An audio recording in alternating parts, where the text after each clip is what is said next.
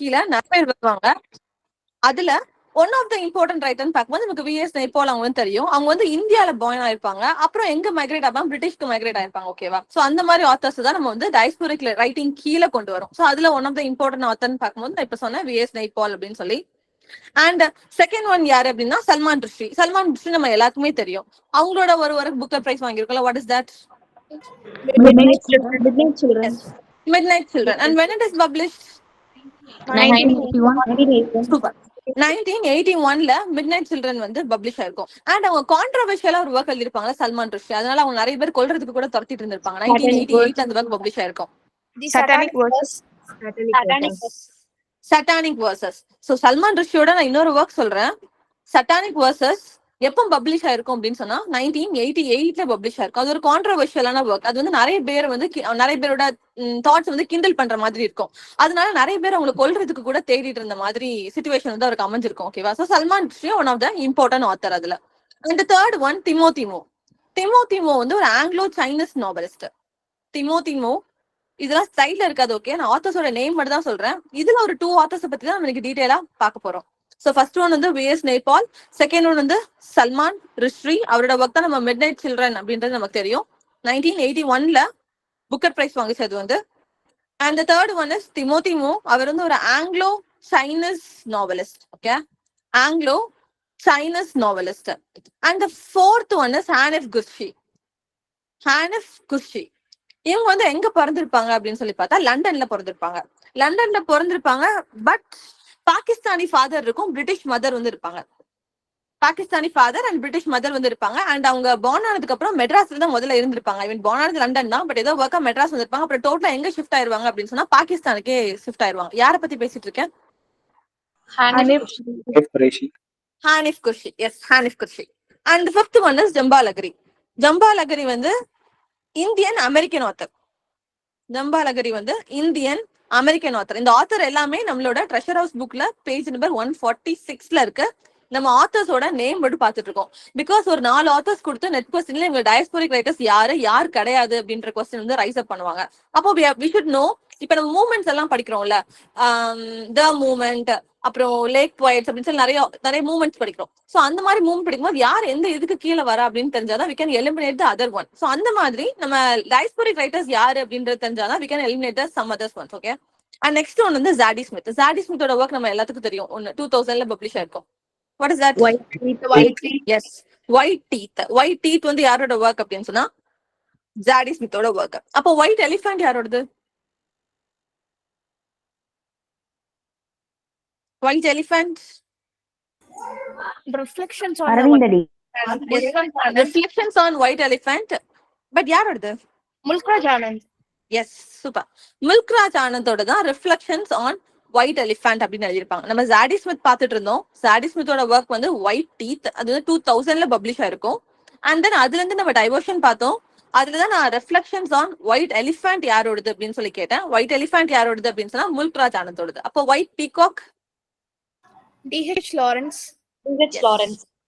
White peacock வந்து D.H. Lawrence. அப்போ white devil John Webster.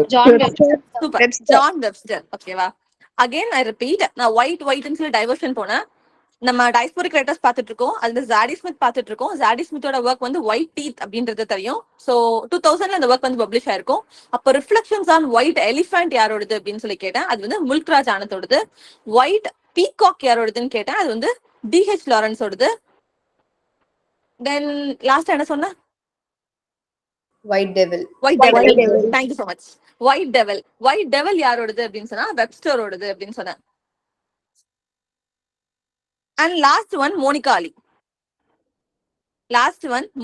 இப்போதைக்கு 7 ஆத்தர்ஸ் வந்து நம்ம பார்த்திருக்கோம். ஓகே, டயஸ்போரிக் ரைட்டர்ஸ் கீழ 7 ஆத்தர்ஸ் பார்த்திருக்கோம். மோனிகா அலியோட ஒர்க் நம்ம கிளாஸஸ்ல பார்க்கலாம். இப்போ நம்ம யார வந்து நான் டீடைலா டீல் பண்ண போறேன் அப்படின்னு சொன்னா ஜும்பா லகரி. அவங்க எங்க இருக்காங்க? Just a minute.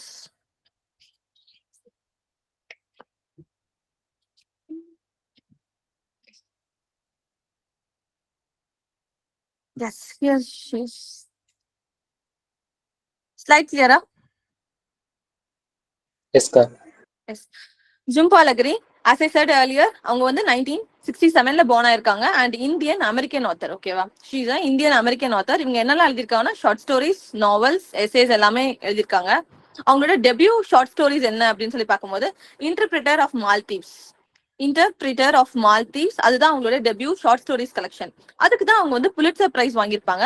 1999ல அந்த ஒர்க் வந்து பப்ளிஷ் ஆயிருக்கும். பட் 2000ல தான் அது வந்து புலிட்சர் பிரைஸ் வாங்கியிருக்கும். அது 1999 மட்டும் தான் இருக்கு. ஸோ 1999ல அந்த இன்டர்பிரிட்டர் ஆஃப் மால்தீவ்ஸ் வந்து பப்ளிஷ் தான் இருக்கும். எப்போ பிரைஸ் வாங்கியிருக்கும் அப்படின்னு சொல்லி பார்க்கும்போது அது 2000ல வாங்கியிருக்கும். ஆஸ் வெல் அஸ் அது புலிட்சர் பிரைஸ் மட்டும் வாங்கியிருக்காது, எதுவும் வாங்கியிருக்கும் அப்படின்னு சொன்னா ஹெமிங்வே அவார்டும் வாங்கியிருக்கும். எந்த ஒர்க்கை பத்தி பேசிட்டு இருக்கோம்? Interpreters of Malay. Interpreter of Maldives. And யாரோட ஒர்க் அது வந்து?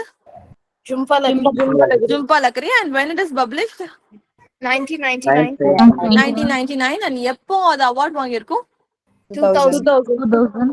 2000. ஓகேவா, இப்ப நான் ஷார்ட் ஸ்டோரி கலெக்ஷன் பார்த்துட்டு இருக்கிறதுனால அதோட கண்டினியூஷனா இன்னொரு கலெக்ஷன் மட்டும் சொல்றேன். அன்அக்கஸ்டம்டு எர்த். அந்த ஒர்க் வந்து இதுல இல்ல, நோட் பண்ணிக்கோங்க. செகண்ட் கலெக்ஷன் சொல்றேன். செகண்ட் கலெக்ஷனோட நேம் என்ன அப்படின்னு சொன்னா அன்அக்கஸ்டம்டு எர்த். UNAC கஸ்டம்டு ஸ்பெல்லிங் தெரியும். அன்அக்கஸ்டம்டு எர்த் 2008ல அந்த ஒர்க் வந்து பப்ளிஷ் ஆயிருக்கும். இது வந்து நான் செகண்ட் கலெக்ஷனா சொல்றேன். ஓகேவா, சோ ஃபர்ஸ்ட் கலெக்ஷன் என்ன? Interpreters of interpreter of Maldives. and the second one Unaccustomed. Unaccustomed earth 2008ல பப்ளிஷ் ஆயிருக்கும் அந்த ஒர்க். ஓகே, அண்ட் அவங்களோட டெபியூ நாவல் என்ன அப்படின்னு சொல்லி பார்க்கும்போது த நேம் சேக். நேம் சேக் வந்து 2003ல பப்ளிஷ் ஆயிருக்கும். த நேம் சேக் வந்து 2003ல அந்த ஒர்க் வந்து பப்ளிஷ் ஆயிருக்கும். அண்ட் அவங்களோட செகண்ட் நாவல், ஓகேவா, செகண்ட் நாவல் வந்து the low land. The low land அவங்களோட ஒர்க் தான். அது வந்து ஷார்ட் லிஸ்ட் ஆயிருக்கும் மேன் புக்கர் பிரைஸ்க்கு 2013ல. அது வந்து ஷார்ட் லிஸ்ட் ஆயிருக்கும். எந்த ஒர்க் ஷார்ட் லிஸ்ட் ஆயிருக்கும்? The lowland. Super. The low land வந்து 2013ல மேன் புக்கர் பிரைஸ்க்கு ஷார்ட் லிஸ்ட் ஆயிருக்கும். பட் அதுக்கு அவார்ட் கொடுத்துக்க மாட்டாங்க லோ லேண்டுக்கு. அப்ப அந்த டைம் யார் வாங்கிட்டு போனா அந்த புக்கர் பிரைஸ் அப்படின்னு சொல்லி பார்த்தா 2013ல the Luminaries by Eleanor Catton அப்படின்றவங்க தான் வாங்கியிருப்பாங்க. Catton. The Luminaries by Eleanor Catton. The Lowland யாரோட ஒர்க்? Jhumpa Lakri. ஜும்பா லக்கரி. The Luminaries Eleanor Carter. Okay, the Luminaries எப்போ மேன் புக்கர் பிரைஸ் வாங்கியிருக்கு? 2013. 2013. அப்ப 2013ல ஷார்ட் லிஸ்ட் ஆன Booker prize, I mean The novel, The Lowland.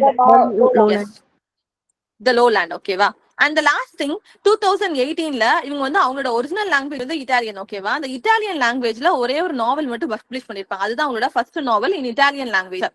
Tau me ட்ரோவோ அப்படின்னு சொல்லி அது இட்டாலியன் லாங்குவேஜ்ல இருக்கு. டவ் மீ ட்ரோவோ அப்படின்னு சொல்லி 2018ல இட்டாலியன் லாங்குவேஜ்ல ஃபர்ஸ்ட் பப்ளிஷ் ஆன நாவல் என்ன அப்படின்னு சொல்லி கேட்டா நம்ம இதை ஆன்சர் எழுதணும். பட் இங்கிலீஷ்ல பப்ளிஷ் ஆன ஃபர்ஸ்ட் டெபியூ நாவல் என்னன்னு கேட்டா what is the answer? The Namesake. Yes, namesake. and when it is published? 2003. Yes, 2003ல அந்த ஒர்க் வந்து பப்ளிஷ் ஆயிருக்கும். இப்போ இது பார்த்தது கிளியரா? பார்த்தது கிளியர். பட் நம்ம 2 நாவல்ஸ் பார்த்தோம்ல. what are the 2 novels? what is the first one? The Namesake. Namesake. லோலாண்ட். இது ரெண்டு தான் பார்த்தோம். ஓகேவா, இப்போ இது ரெண்டுக்கு நான் குட்டி சம்மேஷன் மட்டும் சொல்ல போறேன். அது நம்ம ஸ்லைடர்ல நோட் மட்டும் பண்ணிக்கோங்க. ஓகேவா, கேரக்டர்ஸ் யாரு, என்ன கதை கூட அது டீல் பண்ணுது அப்படின்ற நாலேஜ் வந்து நமக்கு தெரியணும். அதனால ஷார்ட் சம்மரி மட்டும் சொல்ல போறேன். The first one is Namesake and it is published in 2003. Okay, அந்த நாவல் வந்து எங்க பிகின் ஆகும் அப்படின்னு சொன்னா கேம்பிரிட்ஜ்ல தான் பிகின் ஆகும். The novel begin in Cambridge and in the year 1968. Novel begin ஆகிற இயர் வந்து கேம்பிரிட்ஜ் 1968ல தான் அது வந்து பப்ளிஷ் ஆகும்.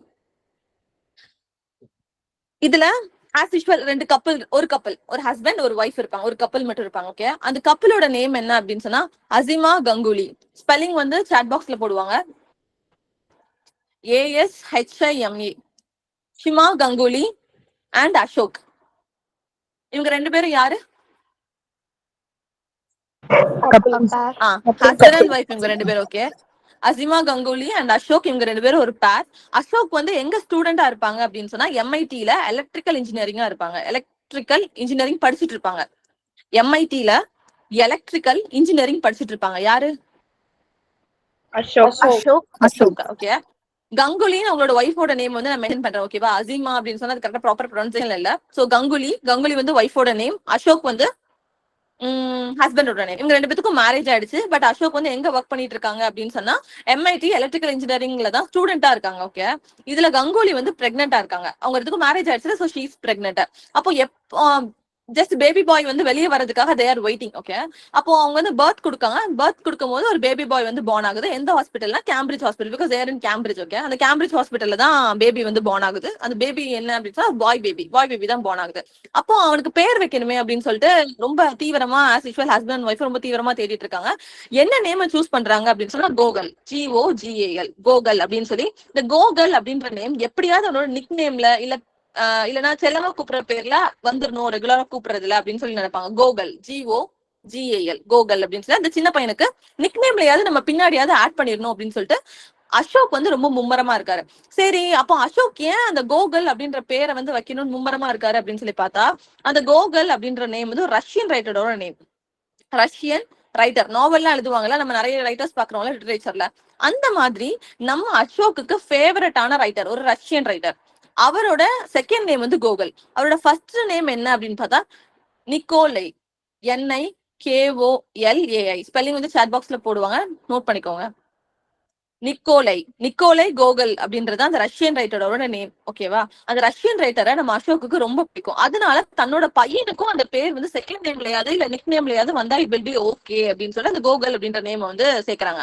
இது மட்டும் இல்லாம பிளாஷ்பேக்ல ஒரு இன்சிடென்ட்டும் நமக்கு காமிக்கிறாங்க. என்ன இன்சிடென்ட் அப்படின்னு சொன்னா, ஒரு நாள் அசோக் வந்து ட்ரெயின்ல போயிட்டு இருக்கும்போது ட்ரெயின் வந்து ஆக்சிடென்ட் ஆயிரும். ஆக்சிடென்ட் ஆனப்போ பீப்புள்ஸ் எல்லாம் வருவாங்க காப்பாத்துறதுக்கு. பட் அசோக் வந்து ஒரு பாக்ஸுக்கு அடியில அவன் வந்து சிக்கிறப்போ அவன் அங்க இருக்கான்றது யாருக்கும் தெரியாது. அதனால வாய்ஸ் அவுட்டும் வெளியே பண்ண முடியாது. பட் அவனோட நாவல் வெளியே கடந்ததுனால மட்டும் தான் அந்த போலீஸ்காரங்களுக்கு தெரியும் அங்க யாரோ கீழே இருக்காங்க அப்படின்னு சொல்லி, யாரோ அந்த இடத்துல கிடக்காங்க அப்படின்றது தெரியும். அப்ப அந்த நாவல் தான் அவனை காப்பாத்துச்சு. அந்த இடத்துல அந்த அன்னைக்கு வந்து அந்த போலீஸ்காரங்க காப்பாத்தல அப்படின்னு சொன்னா அவனால உயிராலே இந்த நேரத்துக்கு இருந்துக்கவே முடியாது, அவன் பையனை பாத்துக்கவே முடியாது அப்படின்ற ஒரு சென்டிமெண்டல் டச் வந்து அந்த புக்கு கூடயும் அந்த ஆத்தர் கூடயும் நம்ம அசோக்குக்கு வந்து இருக்கும். அதனாலேயே அந்த பேர் வந்து நம்ம பையனுக்கு வச்சா நல்லா இருக்குமே அப்படின்ற தாட் யாருக்கு இருக்கு? அசோக்குக்கு. அவங்களோட ஒய்ஃபோட நேம் என்ன? கங்குலி. ஓகே, அண்ட் அந்த ரஷ்யன் ரைட்டரோட நேம் நிக்கோலை கோகல். அதனால பையனுக்கு என்ன பேர் வைக்கணும்னு நினைக்கிறாங்க? கோகுல். ஓகேவா, அப்ப கோகல் அப்படின்ற பேரை மட்டும் வச்சுட்டு பையனுக்கு அபிஷியல் நேமா பின்னாடி ஒரு நேம் சேர்த்துறாங்க. ஐ மீன் முன்னாடி ஒரு நேம் சேர்த்துறாங்க. என்ன? நிக்கில், NIKHIL, நிக்கில் கோகல் அப்படின்னு சொல்லிட்டு அந்த பையனுக்கு வந்து இப்ப கடைசி பேர் வச்சிருக்காங்க. ஓகே அப்படின்னு சொல்லி இவங்க எல்லாம் ஃபாரின்ல தானே இருக்காங்க, அதனால பிரச்சனையே தெரியல. அந்த பேர் வந்து வித்தியாசமா யாருக்கும் தெரியல. பட் சடனா நம்ம கங்குலியோட அம்மாவோ அப்பாவோ யாரோ இறந்ததுனால அவங்க கல்கட்டாக்கு கிளம்புற மாதிரி ஒரு இன்சிடென்ட் வந்து ஆயிரும். அங்க போனதுக்கு அப்புறம் அவங்களோட அப்பா இறந்துட்டாரு. அப்ப அம்மா மட்டும் தான் தனியா இருப்பாங்க. அம்மாவை நம்ம தான் டேக் கேர் பண்ணிக்கணும் அப்படின்றதுக்காக அவங்க ஃபாரின்ல இருந்து எங்கேயே செட்டில் ஆயிருவாங்க அப்படின்னு சொன்னா கல்கட்டாலேயே செட்டில் ஆயிருவாங்க. பட் அவனுக்கு அந்த சின்ன பையனுக்கு வச்ச அந்த கோகல் அப்படின்ற நேம் இந்தியன் ட்ரெடிஷனுக்கு இல்ல அந்த கல்கட்டால நார்மலா பீப்புள்ஸ் கூப்பிடுற நேமுக்கு சுத்தமா செட்டே ஆகாது. அப்ப அவனுக்கு ஸ்கூல்ல காலேஜ்ல படிக்க போகும்போது எதுவுமே அவனுக்கு கம்ஃபர்டபுளா அந்த நேம் வந்து ஃபீலே ஆகாது. அதனால அந்த கோகல் அப்படின்ற நேம் வந்து அவன் யூஸ் பண்ணவே மாட்டான். எங்கனாலும் என்ன யூஸ் பண்ணுவான் அப்படின்னு நிகில் அப்படின்ற நேம் மட்டும் தான் அவன் வந்து யூஸ் பண்ணிட்டு இருப்பான்.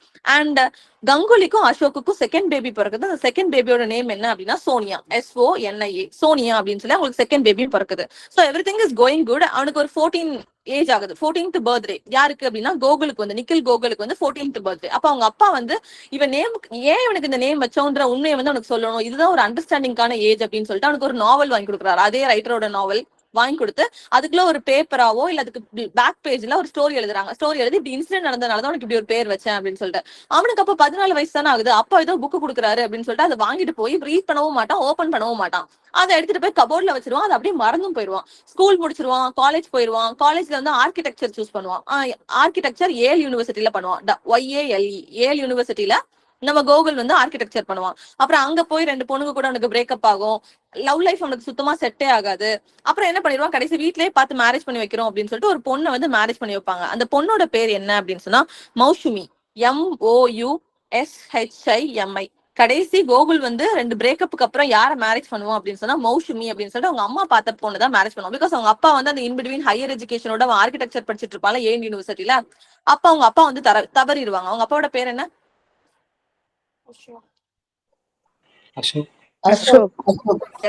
அசோக் வந்து இறந்துடுறாங்க. அப்போ இவன் தான் அம்மாவையும் தங்கச்சியும் சோனியாவையும் பாத்துக்கிற சிச்சுவேஷன் வந்து இருக்கு. அப்போ அரேஞ்ச் மேரேஜே பண்ணிக்கலாம் அப்படின்னு சொல்லிட்டு மௌசுமி அந்த பொண்ணு வந்து மேரேஜ் பண்ணிக்கலாம். அந்த பொண்ணு வந்து என்ன பண்ணிட்டு இருப்பா அப்படின்னு சொன்னா நியூயார்க்ல PhD பண்ணிட்டு இருப்பா. நியூயார்க்ல PhD பண்ணிட்டு இருப்பா. இவங்க இடத்துக்கு மேரேஜ் பண்ணி வச்சிருவாங்க. மேரேஜ் பண்ணி கொஞ்ச நாள் கழிச்சு தான் தெரியும் அவளுக்கு வந்து வேற ஒருத்தன் கூட அஃபேர் இருக்கு அப்படின்னு வந்து திருப்பி டிவோர்ஸ் அப்ளை பண்ணி 2 பேரும் பிரிஞ்சிருவாங்க. சோ கோகுல் வந்து கடைசி யாருமே இல்லாம வீட்டுல தனியா இருக்கிற மாதிரி ஒரு சிச்சுவேஷன் வந்துடும். அகைன் அவன் ஒர்க்கு வீடு அந்த மாதிரி ஒரு ரெகுலர் ரொட்டீனுக்கு வந்துருவான். சடனா அவனுக்கு என்ன தோணும் தெரியாது, அந்த கபோர்டு ஏதோ கிளீன் பண்ணிட்டு இருப்பான். அன்னைக்கு அவனோட கையில வந்து ஒரு புக் கிடைக்கும். அந்த புக் வந்து அவங்க அப்பா அவனுக்கு 14 வயசுல அவனோட பர்த்டே அன்னைக்கு கொடுத்த அந்த நாவல். அந்த நாவலை ஓபன் பண்ணி பார்க்கும்போது அதுக்கு பேக்ல ஒரு ஸ்டோரி இருக்கும், அவனுக்கே அந்த பேர் வச்சாங்க அப்படின்னு சொல்லிட்டு. அப்போ இவ்வளவு நாளா அவன் நிக்கில் அப்படின்ற ஒரு பேர்ல வாழ்ந்துட்டு இருந்தவன், அதுக்கப்புறம் அந்த கோகுல் அப்படின்ற நேம் ஏன் வச்சாங்கன்ற ஒரு அர்த்தம் புரிஞ்சதுக்கு அப்புறம் கோகுல் அப்படின்ற பெர்ஸ்பெக்டிவ்ல இருந்து அவன் லைஃபையும் அந்த சிச்சுவேஷனையும் அவனையும் வந்து அந்த கோகுல் அப்படின்ற நேம்ல அவன் எடுத்துட்டு போற மாதிரி இந்த ஸ்டோரி வந்து எண்ட் ஆகும். இது கிளியரா? Clear. Yes, ma'am. Clear. Okay. Who is the protagonist?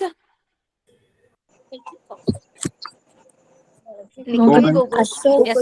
Nikhil Gokul. Okay. அவங்களோட அப்பா அம்மா யாரு? அசோக் அண்ட் கங்குலி தான் அப்பா அம்மா. ஓகே. எதுக்காக அவனுக்கு கோகுல்ன்ற பேர் ஐ மீன் வைக்கிறாங்க? Inspired from Russian writer. அந்த இன்ஸ்பிரேஷன் ரஷ்யன் ரைட்டரோட இன்ஸ்பிரேஷன் as well as அசோக்க வந்து அந்த ட்ரெயின் ஆக்சிடென்ட்ல இருந்து காப்பாத்துனதுனால அந்த பேர் வந்து உனக்கு வைக்கிறாங்க. ஓகே. நம்ம நிக்கில் கோகுல் புரோட்டாகனிஸ்ட் பிறந்த சிஸ்டரோட நேம் என்ன? Sonia. ஓகே. அசோக் இல்ல, நிக்கில் கோகுல் வந்து ஹையர் எஜுகேஷனுக்கு என்ன சூஸ் பண்றான்? என்ன ஃபீல்டு? ஆர்கிடெக்சர். ஓகே. எஸ். 2 பிரேக்கப்புக்கு அப்புறம் அவ யாரை மேரேஜ் பண்ணிக்கிறான்? அரேஞ்ச் மேரேஜா? Maushumi. Okay. I hope my story is clear. And next one, the lowland. Next one வந்து lowland வந்து 2013ல பப்ளிஷ் ஆயிருக்கு அப்படின்றது தெரியும். அண்ட் இதோட செட்டிங் என்ன அப்படின்னு பார்த்தா suburb of Calcutta. Surab, SUBRUB, Surab of Calcutta. அதான் அதோட செட்டிங்கா இருக்கும். இந்த lowland அப்படின்றது ஒரு 2 பேரோட ஸ்டோரி தான் எடுத்துட்டு போகுது. 2 பேரும் யாரு அப்படின்னா 2 brothers. இந்த lowland அப்படின்றது என்ன டேல வந்து சொல்ல போகுது, என்ன ஸ்டோரி வந்து நமக்கு சொல்ல போகுது அப்படின்னு சொன்னா 2 brothersோட ஸ்டோரி தான் சொல்ல போகுது. ஒன்னு வந்து சுபாஷ். 2 brothers சொல்லிட்டா 2 பேருமே அண்ணன் தம்பி. ஒருத்தங்க வந்து சுபாஷ், SUBHASH, சுபாஷ். அண்ட் த நெக்ஸ்ட் பிரதர் அவனோட தம்பி வந்து உதயன் மித்ரா. உதயன் மித்ரா, MITRA, உதயன் மித்ரா. இவங்க 2 பேரும் யாரு? பிரதர்ஸ். நம்ம இப்ப என்ன நாவல் பாத்துட்டு இருக்கோம்? Lowland. When it is published? 2013. ஓகேவா? 2 brothers இருக்காங்க அப்படின்னு சொன்னாங்க. நம்ம வீட்லயே 2 சிஸ்டர்ஸோ 2 brothers இருந்தா ஒருத்தவங்க ஒவ்வொரு போல்ல நிப்பாங்க. போல் இந்த சென்ஸ் இவன் ரொம்ப நாட்டியா இருந்தா இவன் ரொம்ப சைலண்டா இருப்பான், எக்ஸ்ட்ராவர்ட்டா இருந்தா இவன் இன்ட்ரோவர்ட்டா இருப்பான். 2 பேருமே கொஞ்சம் வித்தியாசமா தான் இருக்கும். நம்ம வீட்லயே அப்படிதான் இருக்கும். பிரதர் அண்ட் சிஸ்டரா இருந்தாலும் சரி, பிரதரா இருந்தாலும் சரி, அந்த மாதிரி தான் இருக்கும். அதே மாதிரிதான் இந்த 2 brothers இருக்காங்க, சுபாஷ் அண்ட் உதயன் மித்ரா. அந்த 2 பசங்களும் இருக்காங்க. இதுல சுபாஷ் வந்து ரொம்ப ரிசர்வ்டா இருப்பான், ரொம்ப ஒபீடியன்டா இருப்பான். ஃபர்ஸ்ட் பெஞ்ச் ஸ்டூடெண்ட்னு வச்சுக்கோங்களேன். ரொம்ப ரிசர்வ்டா இருப்பான், ரொம்ப ஒபீடியன்டா இருப்பான். யாரு? சுபாஷ். அப்படியே தலைகீழ உதயன் வந்து இருப்பான். உதயன் எப்படின்னா ரொம்ப மிஸ்சீவியஸ் அண்ட் எப்ப பார்த்தாலும் அவனுக்கு ரூல்ஸ் வந்து பிரேக் பண்றது எனக்கு ரொம்ப பிடிக்கும். பயப்படவே மாட்டான். ரூல்ஸ் வந்து பிரேக் பண்றதுக்கு சுத்தமா உதயன் வந்து சுத்தமா பயப்படவே மாட்டான். ஆனா சுபாஷ் வந்து வாக்கெல்லாம் இப்படிதான் போகணும், இப்படிதான் கோடு போட்டிருக்கோம், நேரா தான் போகணும் அப்படின்னு சொல்லி அந்த போட்ட கோடு மேலேயே டிராவல் பண்றது வந்து சுபாஷ். சோ 2 பேரும் டோட்டலா ஆப்போசிட் போல்ஸா இருக்காங்க. 2 பேரும் ஒரே மாதிரிதான் நல்லாதான் சேர்ந்துதான் வளர்றாங்க. அன்டில் வென் அப்படின்னு பார்க்கும்போது ஒரு யூனிவர்சிட்டி சூஸ் பண்ணி 2 பேரும் ஹையர் எஜுகேஷனுக்கு தனித்தனியா போற வரைக்கும் அவங்களோட லைஃப் வந்து ஒரே மாதிரி தான் போகுது. பட் யூனிவர்சிட்டி சூஸ் பண்ணும்போது 2 பேரோட லைஃப்மே அப்படியே அப்சைட் டவுனா சேஞ்ச் ஆகுது. சுபாஷ் வந்து US போயிடுறான். அங்க போய் PhD பண்றான். என்ன சப்ஜெக்ட்ல PhD பண்றான் அப்படின்னு சொன்னா என்வாயன்மெண்டல் சயின்ஸ்ல வந்து அவன் PhD பண்றான். யாரு? சுபாஷ். ஓகேவா? அவன் ஆல்ரெடி நல்லா படிப்பான்னு தெரியும்ல. அவன் அங்க போய் நான் PhD பண்ண போறேன்னு சொல்லி he just gone to US. இந்த பக்கம் உதயன் ஆல்ரெடி மிஸ்சீவியஸா இருக்கான். அவன் என்ன பண்றான், நக்சலைட்ஸ் மூவ்மெண்ட்ஸ் இருக்காங்கல்ல, கவர்மெண்ட்டுக்கு அப்போஸ் பண்ணி பீப்புளையும் எப்படி நடத்துறீங்க, பீப்புளையும் லோ கிளாஸ் பீப்புள்ஸையும் ஐ மீன் லோயர் கிளாஸ் பீப்புள்ஸையும் ரொம்ப ஒரு மதிப்பே ரெஸ்பெக்டே இல்லாம இப்படி ட்ரீட் பண்றீங்க, அக்ரிகல்ச்சர் பீப்புள்ஸ்க்கு ஏன் இவ்வளவு கஷ்டம் கொடுக்குறீங்க, இவ்வளவு இன்ட்ரெஸ்ட் ஏன் வாங்குறீங்க அப்படின்னு சொல்லி தட்டி கேட்கிற ஒரு கூட்டத்தில் போய் சேர்ந்துறான். நக்சலைட் மூவ்மெண்ட்ஸ்ல போய் யார் சேர்ந்துறா அப்படின்னா உதயன் போய் அங்க ஜாயின் ஆயிடுவான். அப்போ 2 பேரோட பாத்துமே டோட்டலா கான்ட்ராஸ்ட். இவன் வந்து ஹையர் எஜுகேஷனுக்கு US போயிட்டான். இவன் என்ன பண்ணிட்டான், நான் போராட போறேன், கவர்மெண்ட் அப்போஸ் பண்ண போறேன் அப்படின்னு சொல்லிட்டு இவன் இந்த பக்கம் வந்துடுறான். சோ அவன் அங்க போய் ஃபேமிலியோட எந்த ஒரு தாட்டுமே இல்லாம சுபாஷ் வந்து படிக்கிறது உண்டு, தான் வேலை உண்டுன்ற மாதிரி சுபாஷ் வந்து இருக்கான். பட் இந்த உதயன் நீங்க பண்ற சேட்டையினால பேரண்ட்ஸ்க்கு எப்ப பார்த்தாலும் ஒரு மாதிரி ஒரு மினி ஹார்ட் அட்டாக் அப்பப்போ வந்துட்டு போகுது, போலீஸ் ஸ்டேஷன் போறது வைக்கிறது, அந்த மாதிரியே உதயனோட லைஃப் வந்து பிரச்சனையாவே போயிட்டு இருக்கு. அதனாலே அவன் பேரண்ட்ஸ் வந்து ரொம்ப டேக் கேர் பண்ற மாதிரி இருக்கு.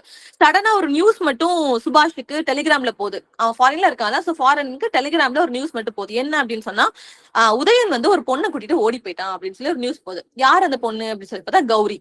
அந்த ஹீரோயினோட பேர் வந்து கௌரி, GAURI, கௌரி. யார் கூட்டிட்டு ஓடி போயிட்டா? உதயன். உதயன் தான் கூட்டிட்டு ஓடிட்டு போயிட்டான். ஓகேவா, கௌரி கூட்டிட்டு ஓடி போயிட்டான். இன்னும் கொஞ்ச நாள் அங்க அவன் வந்து டெலிகிராம்ல இந்த நியூஸ் வந்து ரிசீவ் பண்றான். அது அவனுக்கு பிரச்சனையாவும் இல்ல, டிஸ்டர்பாவும் இல்ல. அவன் அப்பவும் அவன் வேலையை தான் பாத்துட்டு இருக்கான். அப்புறம் இந்த பக்கம் உதயனோட சைட்ல பிரச்சனை வந்து ரொம்ப ரொம்ப ப்ரூ அப் ஆகுது, ரொம்ப பெருசாகுது. ஏன்னா கவர்மெண்ட் அப்போஸ் பண்ணி எல்லாத்தையுமே அவன் பண்ணிட்டு இருக்கான். இன்னொரு நாள் என்ன அப்படின்னு சொன்னா, அவன் பாடி மட்டும் தான் வீட்டுக்கு கொண்டுட்டு வராங்க. பேரண்ட்ஸ் அவன் பாடி மட்டும் தான் பாக்குறாங்க. உதயன் வந்து இறந்துருவான். உதயன் இறந்துட்டான்ற நியூஸும் டெலிகிராம்ல யாருக்கு போகுது அப்படின்னு சொன்னா சுபாஷுக்கு தான் போகுது. அப்ப சுபாஷ் என்ன பண்ண, வீட்டுக்கு வந்து பேரண்ட்ஸை பார்க்கணும், ஆல்ரெடி உடஞ்சு போயிருப்பாங்க அப்படின்றதுக்காக யூஎஸ்ல இருந்து அவசரமா கிளம்பி இங்க வருவான். இங்க வந்து உதயன் வந்து இறந்திருப்பான். ஆனா அவளோட ஒய்ஃப் கௌரி அவளோட வீட்டுல தான் இருப்பா. ஆனா கௌரிக்கும் இவங்களோட பேரண்ட்ஸ், சுபாஷ் உதயனோட பேரண்ட்ஸ்க்கு சுத்தமா செட் ஆகாது. மாமனார் மாமியார் கூட யாருக்கு செட் ஆகாது அப்படின்னு சொன்னா கௌரிக்கு சுத்தமா செட் ஆகாது. அப்போ சுபாஷ் வந்து பார்த்தப்ப உதயனும் இறந்துட்டா, கௌரியும் கன்சீவா இருப்பா. உதயனோட பேபியால கௌரி வந்து கன்சீவா இருப்பா. அப்ப அவளை அப்படியே விட்டுட்டு போக முடியாது. இங்க பேரண்ட்ஸ்க்கும் அவளை வச்சு பாத்துக்க முடியாது. சுத்தமா பிடிக்கல, செட் ஆகல. என்னதான் ஆனாலும் நம்ம தம்பியோட ஒய்ஃப் அப்படியே விட்டுட்டு போக முடியாதுன்னு சொல்லி என்ன பண்ணுவான், மேரேஜ் ப்ரொபோசல் வந்து வைப்பான். நானே உன மேரேஜ் பண்ணிக்கிறேன்னு கேட்பான். அதுக்கும் அவன் உடனே சரின்னு சொல்லிடுவா. சரி சொன்னதும் சுபாஷும் கௌரியும் மேரேஜ் பண்ணிப்பாங்க. மேரேஜ் பண்ணிட்டு சுபாஷ் வந்து நம்ம யூஎஸ்கே போயிடலாம்னு சொல்லிட்டு யூஎஸ்கே அங்க கௌரி வந்து கூட்டிட்டு போயிருவான். கூட்டிட்டு போன பிறகு பேபியும் பிறக்கும். அந்த பேபியோட பேர் என்ன அப்படின்னா பெல்லா. இந்த பேபி யாருக்கும் பிறந்த பேபி? உதயனுக்கும் கௌரிக்கும் பிறந்த பேபி. பட் அவ இப்ப வந்து யார் அவளை கல்யாணம் பண்ணிக்கிட்டா செகண்டா? சுபாஷ். கல்யாணம் பண்ணிட்டு அவங்க எங்க இருக்காங்க? யூஎஸ்ல இருக்காங்க. ஓகேவா, அங்கதான் கல்யாணம் பண்ணி அவங்க வச்சுக்கிறா. கௌரிக்கு குழந்தை பிறக்குது, ஒரு கேர்ள் பேபி பிறக்குது. அந்த கேர்ள் பேபியோட பேர் என்ன அப்படின்னு சொன்னா பெல்லா. ஓகேவா, இப்போ சுத்தமா கௌரிக்கும் சுபாஷ்க்கும் ஆகவே மாட்டேங்குது. பிகாஸ் ரெண்டு பேரும் சூழ்நிலை காரணமா தானே கல்யாணம் பண்ணிக்கிட்டாங்க. பிடிச்சோ விருப்பப்பட்டோ செட் ஆகி அவங்க ரெண்டு பேரும் மேரேஜ் பண்ணிக்கலாம். அப்ப குழந்தை பிறந்துருச்சு அப்படின்னா அந்த குழந்தையோட சேர்க்காத அவங்க ரெண்டு பேரும் சேர்ந்திருக்காங்க. பட் ரெண்டு பேரும் தனித்தனி செப்பரேட் பெட்ரூம்ஸ்ல இருக்க மாதிரி தான் ஸ்டோரி வந்து நமக்கு மூவ் ஆகுது. ஒரு டைம் பீரியட்ல பெல்லாவும் சுபாஷும் நல்லாவே செட் ஆயிருவாங்க, நல்லா ஜெல் ஆயிருவாங்க. அப்பாவும் பொண்ணு எப்படி ஜெல் ஆவாங்க, அந்த மாதிரி அவங்க ரெண்டு பேரும் ஜெல் ஆயிருவாங்க. யார் தனியா இருக்க மாதிரி ஃபீல் ஆகும் அப்படின்னு சொன்னா கௌரி வந்து தனியா இருக்க மாதிரி ஃபீல் ஆகும். இன்னொரு நாள் ஒரு கால் வரும், அவங்களோட அப்பா வந்து இறந்துட்டாங்கன்னு சொல்லிட்டு. அப்ப யூஎஸ்ல இருந்து கிளம்பி போய் அவங்க அப்பாவோட ஃபியூனரலுக்கு போகணும் அப்படின்னு சொல்லிட்டு சுபாஷும் பெல்லாவும் கிளம்பிடுவாங்க. கௌரி மட்டும் தான் ஃபாரின்ல தனியா இருப்பா. அப்ப கௌரி என்ன பண்ணுவா, இதுக்கு மேல நான் எதுக்கு இந்த லைஃப் லீட் பண்ணுவேன், எனக்கு இந்த லைஃப் லீட் பண்ண இஷ்டம் இல்ல அப்படின்னு சொல்லிட்டு அப்ரப்டா சொல்லாம கொல்லாம ஓடி போயிருவா. யார்ட்டையும் சொல்ல மாட்டா, சுபாஷையும் சொல்ல மாட்டா, அவ குழந்தைகிட்ட பெல்லாட்டையும் சொல்ல மாட்டா, ஓடி போயிருவா. ஓடி போன பிறகு சுபாஷ் தலையில தான் யார் வந்து விழுவா அப்படின்னு சொன்னா பெல்லா வந்து விழுவா. பெல்லாவை அவதான் பாத்துக்கணும் அப்படின்ற மாதிரி சிச்சுவேஷன் ஆயிரும். ஃபியூச்சர் டைம்ஸ்ல பெல்லா வளருவா. வளர்ந்ததுக்கு அப்புறம் அவளுக்கு வேற ஒரு பையன் கூட அஃபேர் ஆகும். அஃபேர் ஆகி அவ கன்சீவ் ஆவா. அவளுக்கு ஒரு குழந்தை பிறக்கும். அந்த குழந்தையோட பேரு மேகனா. யாரோட குழந்தை பேரு மேகனா?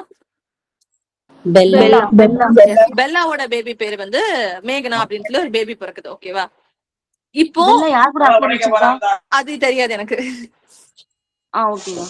Thank you. So she had a baby and மேகனா அப்படின்னு சொல்லிட்டு. இப்போ கௌரியோட லைஃபும் क्वेश्चन மார்க்கா இருக்கு. I'm guys, sorry for the interruption. Screen clear? Yes, ma'am. Okay, sorry for the interruption. So மேகனா, பெல்லாக்கு பேபி பிறக்குது மேகனா. இப்ப எல்லாரோட வாழ்க்கையுமே கேள்விக்குறியா இருக்கு. கௌரியோட வாழ்க்கை கேள்விக்குறி, சுபாஷோட வாழ்க்கை வந்து கேள்விக்குறி. இப்ப கடைசி இவங்க ரெண்டு பேரும் சேர்ந்து இருக்கிறதே வேஸ்ட் அப்படின்னு சொல்லி ரெண்டு பேரும் டிவோர்ஸ் பண்ணிடுறாங்க. கௌரியும் டிவோர்ஸ் பண்ணிடுறாங்க, சுபாஷும் டிவோர்ஸ் பண்ணிடுறான். சுபாஷ் அதுக்கப்புறம் வேற ஒரு பொண்ணை மேரேஜ் பண்ணிப்பான். அப்புறம் கௌரி வந்து அவரோட ஸ்டடிஸ், அவரோட ஒர்க் அப்படின்னு சொல்லிட்டு வந்து கேரி ஆன் பண்ணுவா. This is the story of the Lowlander. கிளியரா? Okay. What is the name of two brothers? Subhash and Udayan. Yes. Subhash and Udayan Mitra. And Subhash வந்து கடைசியா யார மேரேஜ் பண்ணிக்கிறான்? சிச்சுவேஷன் கௌரி. Yes. Okay. கௌரிக்கும் உதயனுக்கும் பிறந்த பேபியோட name பெல்லாக்கு பிறந்த baby மேகனா. Udayan வந்து எந்த குரூப்ல போய் ஜாயின் பண்ணிடுறான்? சுபாஷ் வந்து எந்த டாபிக்ல PhD பண்றான்? Environmental studies. ஓகே, ஜம்பாலகிரி வந்து அவ்வளவுதான். ஓகே, அது முடிஞ்சிச்சு. நெக்ஸ்ட் ஆத்தர் நம்ம யாரை பார்க்க போறோம் அப்படின்னு சொன்னா ஹானிஃப் குர்ஷி.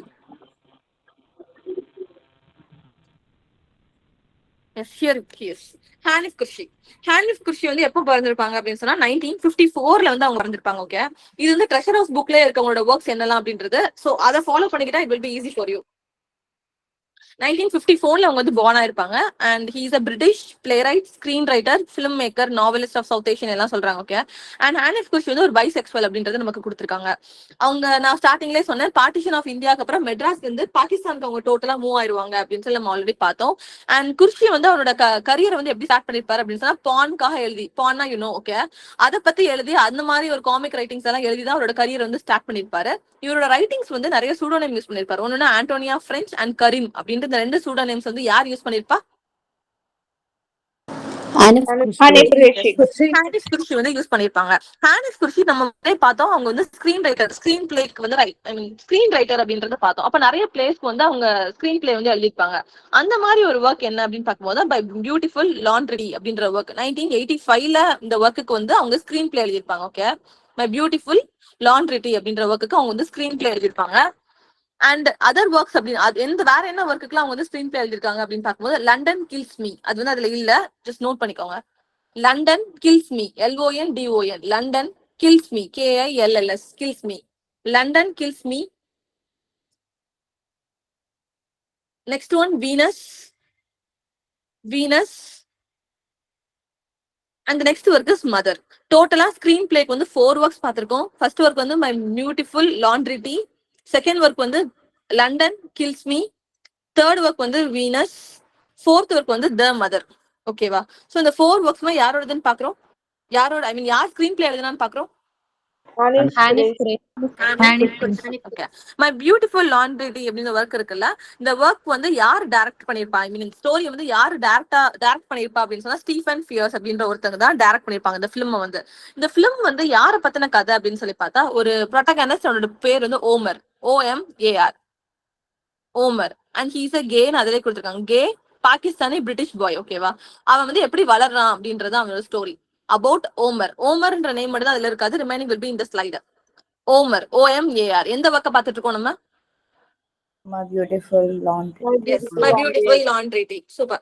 And அவங்களோட ரிமைனிங் ஒர்க்ஸ் என்ன அப்படின்னு சொல்லி பார்க்கும்போது இந்த here it is. 1919ல The Buddha of Surabaya அப்படின்ற ஒரு ஒர்க் வந்து பப்ளிஷ் பண்ணிருப்பாங்க. 1995 The Black Album, 1998 Intimacy, 2001 Gabriel's Gift, 2003 The Body, 2008 Something to Tell You, 2014 The Last Word, 2017 The Nothing, and 2019 What Happened. இதுல இம்பார்ட்டன்டான ஒர்க் அப்படின்னு சொல்லி பார்த்தா, you can learn the first 5 works. உங்களுக்கு ரிமைனிங் ஒர்க்ஸ் அவரோட ஒர்க்ன்றது தெரியணும், பட் நீங்க இயரோட மனப்பாடம் பண்ணணும்னு நினைச்சீங்கன்னா you have to learn the first 5 works. Okay. So 1990ல The Buddha of Surabaya அப்படின்னு சொல்லி ஒர்க் எழுதிருக்காங்கல்ல, இத பத்தின டீடைல்ஸ் வந்து ஸ்லைட்ல இல்ல. சோ நான் சொல்றேன், மேக் நோட் ஆஃப் இட். நம்ம இப்போ வந்து எந்த ஒர்க்க பார்த்துட்டு இருக்கோம் அப்படின்னு சொன்னா The Buddha of Surabaya தான் பார்த்துட்டு இருக்கோம். 1990ல இந்த ஒர்க் வந்து பப்ளிஷ் ஆயிருக்கு. இது வந்து ஒரு autobiographical work. The Buddha of Surabaya வந்து ஒரு ஆட்டோபயோகிராபிக்கல் ஒர்க். இதுல குட்டி குட்டியா தான் கதை இருக்கும். நான் ப்ரீவியஸ்ல சொன்ன மாதிரி not big story. Okay. Autobiographical work and it's வந்து கம்மிங் ஆஃப் ஏஜ் அப்படின்னு கூட சொல்றாங்க.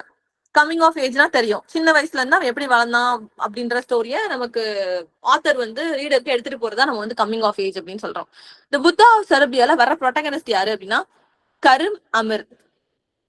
கரீம், KARIM, கரீம் அமீர், AMIR, கரீம் அமீர் அப்படின்றவங்க தான் ப்ரோட்டகனிஸ்ட். ஓகே. அவங்களுக்கு இந்த கதை ஸ்டார்ட் ஆகும் போது 17 இயர் ஓல்டா இருப்பான். ஓப்பனிங்ல கதை வந்து அங்கேயும் இங்கேயும் ஜம்ப் அடிச்சு போற மாதிரி இருக்கும். அவனோட சின்ன வயசு அப்புறம் பெரிய வயசுன்ற மாதிரி கதை ஜம்ப் அடிச்சு போற மாதிரி இருக்கும். சோ கரீம் அமீர் அப்படின்றவங்க தான் ப்ரோட்டகனிஸ்ட். கதை அவனுக்கு ஸ்டார்ட் ஆகும் போது 17 இயர் ஓல்டு. ஓகே. இவனுக்கு என்ன பிரச்சனை அப்படின்னு சொன்னா ரேசிசம் தான் பிரச்சனை. ரேசிசம்னா இவன் டோட்டலா பிளாக்கும் கிடையாது, டோட்டலா ஒயிட்டும் கிடையாது. ஏன் அப்படின்னு சொன்னா அவனோட அப்பா வந்து ஒரு இந்தியன், அம்மா வந்து ஒரு இங்கிலீஷ். யார பத்தி பேசிட்டு இருக்கேன்? கரீம் அமீர். எந்த ஒர்க் பத்தி பேசிட்டு இருக்கோம்? The Buddha of Surabaya. The Buddha of Surabaya. இந்த பர்சனோட ப்ரோட்டகனிஸ்டோட அப்பா வந்து ஒரு இந்தியன், அம்மா வந்து ஒரு இங்கிலீஷ். அப்ப இவங்க 2 பேரும் சேர்ந்ததுனால அவனோட ப்ராப்பர் ஐடென்டிட்டி என்ன, அவனை ஒரு ப்ராப்பர் இண்டிவிஜுவல் பாக்குற பீப்புள்ஸ் வந்து எந்த ஒரு சோசியல் குரூப்லயுமே அவனால ஆட் ஆன் பண்ணிக்கவே மாட்டாங்க. அவன் வந்து ஒரு மிக்சட் ரேஸ்ல வந்து இருப்பான். சோ அவனோட பிரச்சனையே அவனோட ஐடென்டிட்டி எங்க அப்படின்றத அவனோட கொஸ்டின் மார்க்காவே நிக்கும். சோ மிக்சட் ரேஸ் டீனேஜர் அப்படின்றத நீங்க எழுதி வச்சுக்கோங்க. ஓகே. ஸ்கூலுக்கு போனா அவனை எல்லாரும் ஏலியேட்டட், அவனை வந்து ஒதுக்கி வச்சிருப்பாங்க. ஒரு சாலிட்யூட்லயே தான் அவன லைஃப் வந்து போற மாதிரி இருக்கும். ரொம்ப போர் அடிக்கும். அண்ட் இந்த கதையிலேயே நம்ம ஆட்டோபயோகிராபிக்கல்னு பார்த்ததுனால இந்த கரீம் அமீர் வந்து ஒரு பைசெக்சுவலா தான் இருப்பான். இவனுக்கு ஒரு பொண்ணையும் பிடிக்கும், ஒரு பையனையும் பிடிக்கும். ஸ்கூல்ல வந்து அந்த பொண்ணோட பேர் என்ன அப்படின்னு சொன்னா ஜமீலா, JAMILA, ஜமீலா. அந்த கேர்ளோட நேம் வந்து ஜமீலா. அண்ட் த பாய், அவனுக்கு ஒரு க்ரஷ் இருக்கும் ஒரு பையன் மேல. அந்த பையனோட பேர் வந்து சார்லி. CHARLIE, Charlie. ஓகேவா? Mixed race teenager. என்னோட பிரச்சனை வந்து ஐடென்டிட்டி என்ன அப்படின்றதான் பாக்குறது. அண்ட் இந்த பிளேல வந்து இந்த ஒர்க்ல வந்து ஒரு பிளே வந்து எனாக்ட் பண்ணுவாங்க. இந்த கரீம் அமீர் வந்து ஒரு பிளே எனாக்ட் பண்ணுவான். அந்த பிளே என்ன அப்படின்னா the Jungle Book. The Jungle Book யாரோட ஒர்க் அது? Rudyard Kipling. எஸ், ருட்யார்ட் கிளிப்பிங். அண்ட் அதுல வர ப்ரோட்டகனிஸ்ட் யாரு? நம்ம டிவில பாத்துருப்போம்ல அனிமேஷன்ல. Mowgli. Super, Mowgli. Yes, Mowgli அப்படின்ற கேரக்டரை நம்ம ப்ரோட்டகனிஸ்ட் தான் பண்ணிருப்பாரு. கரீம் அமீர் அப்படின்றவங்க தான் பண்ணிருப்பாங்க. சோ த புத்தா செர்பியால எனாக்ட் பண்ற பிளே என்ன அப்படின்னு சொல்லி கேட்டா nothing but the Jungle Book. அதுல என்ன கேரக்டர் பண்ணிருப்பான் அப்படின்னு சொன்னா மௌக்லி அப்படின்ற கேரக்டர் பண்ணிருப்பான். And he is a bisexual. This is enough for the Buddha of Serbia, okay? And the next one is Intimacy. Intimacy வந்து 1998ல பப்ளிஷ் ஆயிருக்கும். இதோட ஸ்டோரி என்ன அப்படின்னு சொல்லி பார்க்கும்போது ஒரு ப்ரோட்டகனிஸ்ட் இருப்பான். அந்த ப்ரோட்டகனிஸ்டோட நேம் வந்து ஜே. ப்ரோட்டகனிஸ்டோட நேம் வந்து JAY. ஜே. ப்ரோட்டகனிஸ்டோட நேம் வந்து ஜே. அவனோட ஒய்ஃபோட நேம் வந்து சூசன். ஒய்ஃபோட நேம் வந்து சூசன். J, Susan. இவங்க ரெண்டு பேரும் ஹஸ்பண்ட் அண்ட் ஒய்ஃப், ஓகே? இவங்க ரெண்டு பேருக்கும் 2 குழந்தைங்க இருப்பாங்க. ரெண்டுமே சன்ஸ், 2 சன்ஸ் இருப்பாங்க. இன்டிமேசி பாத்துட்டு இருக்கோம். 1998ல பப்ளிஷ் ஆயிருக்கு. Jay and Susan. அவங்க 2 பசங்க இருப்பாங்க, 2 சன்ஸ் இருப்பாங்க. இப்ப நம்ம ப்ரோட்டகனிஸ்ட் ஜேக்கு வந்து இந்த லைஃப் பிடிக்கல. 2 குழந்தைங்க பிறந்துருச்சு, ஒய்ஃப் வந்துருச்சு. பட் ஸ்டில் எனக்கு இந்த லைஃப் பிடிக்கல. இந்த லைஃப் விட்டு எப்படியாவது வெளியே போகணுன்ற தாட் மட்டும் தான் இருக்கு. இந்த இன்டிமேசின்றது நம்ம அந்த ஸ்டோரி வந்து ஒரு 3 மாசம் 2 மாசம் இழுத்துட்டு போற கதையா நமக்கு ஆத்தர் வந்து கொடுக்கல. வெறுமனே 24 hours அந்த நாவலோட life span, okay? Just 24 hours. இந்த 24 hours அந்த டேல அவன் எவ்வளவு திங்க் பண்றான், என்னத்தை ஷிஃப்ட் பண்ணணும்னு நினைக்கிறான், எதுல இருந்து அவன் மாறணும்னு நினைக்கிறான் அப்படின்ற மாதிரி அவனோட தாட் ப்ராசஸா ஆத்தர் வந்து நமக்கு டெலிவரி பண்ணிருப்பாரு இந்த இன்டிமேசில. ஐ ஹோப் இட்ஸ் கிளியரா?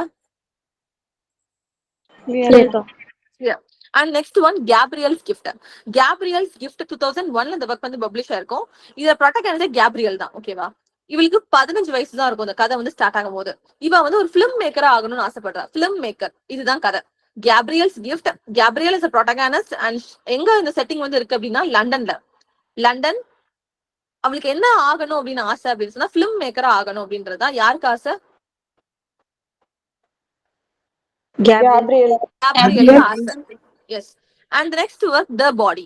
த பாடி வந்து 2003ல பப்ளிஷ் ஆயிருக்க novel. That is the last work, okay? I am explaining. The body 2003ல பப்ளிஷ் ஆயிருக்கு. அண்ட் தட் இஸ் a நாவலா? நாவல் இல்ல, இட்ஸ் a நாவலா. நாவலனா ஒண்ணும் இல்ல, நாவலோட கொஞ்சம் குட்டி சைஸ்ல இருக்கும். அதை நம்ம நாவலா அப்படின்னு சொல்லுவோம், ஓகே? இதுல ப்ரோட்டகனிஸ்ட் யாரு அப்படின்னா ஆடம். இந்த கதை கொஞ்சம் இன்ட்ரெஸ்டிங்கா இருந்துச்சு. த பாடி வந்து ஆடம் தான் ப்ரோட்டகனிஸ்ட். ADAM. அவன் வந்து ஒரு பிரிட்டிஷ் ரைட்டர், ஓகேவா? நம்ம லிட்ரேச்சர்ல ஒர்க்ஸ் எழுதுறோம்ல, அந்த மாதிரி அவன் வந்து ஒர்க்ஸ் ப்ரொடியூஸ் பண்ணிட்டு இருப்பான். பட் அவனோட ஒர்க்ஸ் எதுவுமே ஹிட்டா இருக்காது. He is a failure guy. Adam அவன் வந்து இப்ப அவனோட 60sல இருக்கான். 60sல இருக்கான். ஆடம் வந்து அவன் தான் ப்ரோட்டகனிஸ்ட். இப்ப அவனுக்கு என்ன அப்படின்னு சொன்னா லைஃப் திருப்பி ஒரு தடவை வாழ்றதுக்கு செகண்ட் சான்ஸ் கிடைச்சா நல்லா இருக்குமே அப்படின்னு தாட். இப்ப நமக்குலாம் இருக்கும்ல, டைம் மிஷின் கிடைச்சா பின்னாடி போய் இந்த ஒரு பர்டிகுலர் டேட்டையோ அந்த பர்டிகுலர் டேயோ நான் திருப்பி வாழணும், இதை மட்டும் நான் சேஞ்ச் பண்ணிட்டு லைஃப் டோட்டலா சேஞ்ச் ஆயிரும், அந்த மாதிரி உனக்கு கிடைச்சா எனக்கு நல்லா இருக்குமே அப்படின்னு சொல்லி நினைப்போம்ல. சோ அந்த மாதிரி ஆசை தான் யாருக்கு இருக்கு அப்படின்னு சொன்னா நம்ம பாடியில வர ப்ரோட்டகனிஸ்ட் ஆடம்க்கு வந்து இருக்கு. அவன் வந்து அவனோட 60sல இருக்கான்னு பாத்துட்டோம். இவனுக்கு என்ன ஒரு சான்ஸ் கிடைக்கும் அப்படின்னு சொன்னா கதை வந்து கொஞ்சம் சயின்ஸ் ஃபிக்ஷன் மிக்ஸ்டா நடக்கிறதுக்கு வாய்ப்பே இல்லாத மாதிரிதான் கதை வந்து போகுது, ஓகே? அவனுக்கு ஒரு சான்ஸ் கிடைக்க என்ன சான்ஸ் அப்படின்னு சொன்னா அவனோட மைண்ட் வந்து டோட்டலா இன்னொருத்தவங்களோட மைண்ட்ல பிக்ஸ் பண்ற மாதிரி அவனுக்கு ஒரு சான்ஸ் வந்து கிடைக்கும். அது எப்படி பண்ண முடியும் அப்படின்னு சொன்னா இப்ப ஆடம் வந்து உயிரோட இருக்கான். அவனுக்கு வயசு 60 என்னமோ ஆகுது, ஓகே? அவன் மூளையை எடுத்து ஒரு டெட் பாடியில பிளேஸ் பண்ணி அந்த டெட் பாடிக்கு உயிர் கொடுத்துருவாங்க. இது நடக்காத காரியம், பட் இந்த கதையில அவர் வந்து எழுதியிருக்காரு. இந்த மாதிரி பண்ண முடியும் அப்படின்ற ஒரு சான்ஸ் வந்து அவருக்கு சயின்டிஸ்ட் மூலியமா தெரிய வருது. அப்ப அதை வந்து அவன் யூட்டிலைஸ் பண்ணிக்கணும் அப்படின்றதுக்காக, பிகாஸ் அவன் லைஃபும் ஃபெயிலியர், எதையுமே அவன் அச்சீவ் பண்ணவே இல்லை. அவனோட லவ் லைஃபும் அவனுக்கு கிடைச்சிருக்காது. அப்ப எதுவுமே கிடைக்காத இந்த வாழ்க்கையை திருப்பி ஒரு சான்ஸ் கிடைச்சா நான் எல்லாத்தையுமே புதுசா பண்ணிப்பேன், அகைன் எல்லாத்தையும் வாழ்ந்துப்பேன் அப்படின்ற ஒரு ஆசையினால இவன் என்ன பண்ணுவான் அப்படின்னு சொன்னா அவனோட ஓல்டு மூளை இருக்குல்ல, ஓல்டு பிரெயின், அந்த பிரெயின் எடுத்து அவனே போய் நம்ம ஷாப்பிங் போகல ட்ரெஸ் எல்லாம் எடுக்கிறதுக்கு அந்த மாதிரி மார்ச்சரி போய் டெட் பாடி ஒண்ணு பாப்பான். எல்லா டெட் பாடியும் பார்த்து நமக்கு ரேசிசம் இருக்குல்ல, ஒயிட் பாடி வேணுமா, பிளாக் பாடி வேணுமா, ஹைட்டா இருக்கணுமா, கட்டையா இருக்கணுமா, பாடி ரொம்ப பில்டா இருக்கணுமா, இல்ல ஒல்லியா இருக்கணுமா, இதெல்லாம் பார்த்து ட்ரெஸ் பர்ச்சேஸ் பண்ற மாதிரி அவன் போய் டெட் பாடியை பர்ச்சேஸ் பண்ணிட்டு வருவான். பர்ச்சேஸ் பண்ணிட்டு வந்து அந்த சயின்டிஸ்ட கொடுத்து எனக்கு இந்த பாடிக்குள்ள என்னோட மூளையை பிக்ஸ் பண்ணி கொடுங்க அப்படின்னு சொல்லி கேட்பான். அந்த மாதிரி அந்த சயின்டிஸ்டும் அவனுக்கு பிக்ஸ் பண்ணி கொடுத்துருவாங்க. அவன் வந்து அந்த பாடியில முடிச்சிருவான். முடிச்ச அப்புறம் அவனை வந்து யாருக்கும் ரெகனைஸ் ஆகாது, because he is in a new பாடி. அவனுக்கு யாருக்குமே தெரியாது. அப்ப அங்க எங்கேயும் ஜாலியா தெரிவான், லைஃப் சூப்பரா வாழுவான். ரொம்ப யங்கா இருக்கனால செக்ஷுவல் டிசைர்ல பயங்கரமா அலைவான், ஃபாரின் போவான், சுத்துவான், நல்லா சம்பாதிப்பான், நல்லா பண்ணுவான். நல்லா பண்ணி முடிச்சப்பறம் அந்த பாடியை வச்சு ஒரு பிரச்சனை வரும். அது பிரச்சனை என்ன நான் ப்ராப்பரா பாக்கல, ஏதோ ஒரு பிரச்சனை வரும். அப்ப அவன் என்ன நினைப்பான் அப்படின்னா நான் ஓல்டு பாடியிலே இருந்திருக்கலாம், தேவையில்லாம வந்து இந்த பாடிக்குள்ள நான் மாட்டிக்கிட்டேன் அப்படின்னு சொல்லிட்டு அவன் பழைய பாடிக்கு போகணும்னு நினைக்கிறப்ப என்ன ஆயிரும் அப்படின்னு சொன்னா அவனோட ஓல்டு பாடியை யாரை எரிச்சிருவாங்க. அதனால அவனால ஓல்டு பாடிக்கு ஃபிக்ஸ் ஆகவே முடியாது. அப்ப அந்த நியூ பாடிலேயே வந்து மாட்டிப்பான். சோ இப்படியே கதை வந்து எண்ட் ஆயிரும். நம்ம இப்ப என்ன கதையை பத்தி பேசிட்டு இருக்கேன்? The body. The body. And who is the protagonist? Adam. Adam. இது கிளியரா? Clear. What is the time now? 7:27. 7:27. Okay ma'am வந்து இப்ப last 10 minutes class take over பண்ணுவாங்க. அது வரைக்கும் இப்ப லாஸ்டா மேம் இன்னும் வரல, வந்துட்டாங்கன்னா நான் கிளாஸ் கொடுத்துறேன். இன்னும் ஒரு ஆத்தர் மட்டும் இருக்காங்க, மோனிகா அலி. ஓகே அவங்களோட ஒரே ஒரு ஒர்க் தான் இருக்கு, நம்ம அதை மட்டும் பாத்துறோம். அது இந்த ஸ்லைட்ல இல்ல, just make note of it. Monica Ali, MONICA, Monica Ali, ALI, Monica Ali. 1967 அந்த ஆத்தர் வந்து பிறந்திருப்பாங்க. Monica Ali, Ali ALI, Monica Ali 1967 பிறந்திருப்பாங்க. And she is a Bangladeshi born British writer. Bangladeshi born British writer. யார பத்தி பேசிட்டு இருக்கேன்? மோனிகா அலி. இவங்களும் ஒரு டயஸ்போரிக் ரைட்டர் தான். இவங்களோட மேஜர் ஒர்க்னு பார்க்கும்போது ஒரு 4 ஒர்க்ஸ் இருக்கு. பட் நம்ம அதுல ஒண்ணு மட்டும் பார்த்தா போதும். ஓகே அதுதான் அவங்களோட ரொம்ப ரொம்ப மேஜரான ஒர்க். அது என்ன அப்படின்னு பார்த்தா பிரிக் லைன். பிரிக்னா கல்லு தெரியும், செங்கல், அந்த பிரிக், BRICK, பிரிக் லேன், LANE, பிரிக் லேன். 2003ல இந்த நாவல் வந்து பப்ளிஷ் ஆயிருக்கும். மோனிகா அலியோடது பிரிக் லைன்.